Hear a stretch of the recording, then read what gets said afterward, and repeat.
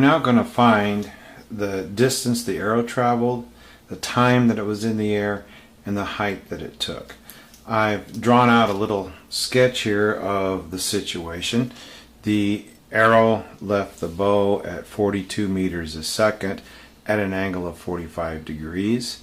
We're going to find the height, which we call y, and in order to find time and y and x, which will be from here to here, we'll need to first of all find the vertical and the horizontal velocities. This part in here is very easy. If we cut the projectile motion in half, the arrow at this point has 0 velocity downward.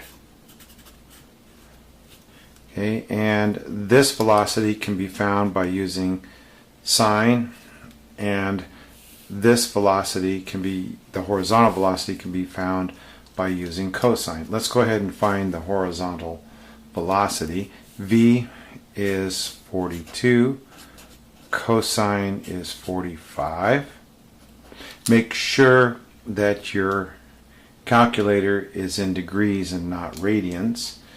And when you plug all of this in, you end up with a velocity of 29.7 meters per second in a horizontal direction.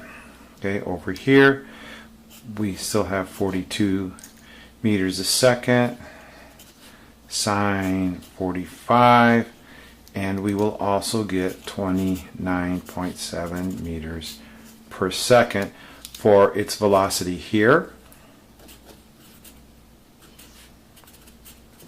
and its starting velocity here. These two are symmetrical. Okay, in order to find all these different things, the first thing we'll probably want to do is find time.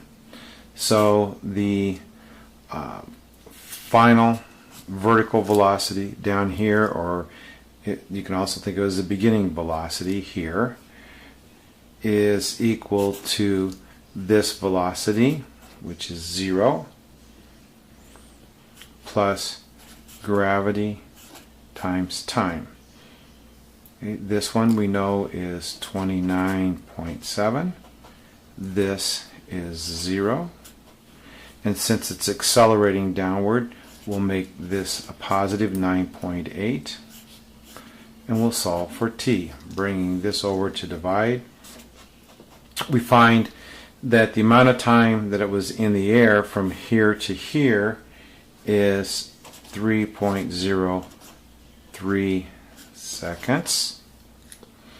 And since we want to know the full time that it goes this direction, up and down, they're all the same, we'll multiply this by 2. We come up with 6.06 seconds. Okay, so that's our first objective right there, is to find time. Okay, and once we found time, we can go ahead and use this equation. Vx equals x over t. And not actually an equation, but we're going to use this results of this equation to put into here. 29.7. We want to know this horizontal distance and the time. Since we want to know from beginning to end, we need to put 6.6 seconds in, and when I multiply the two together, I will get 180 meters. Okay, so this is the second objective. And the last one that I want to find out is how high did it go.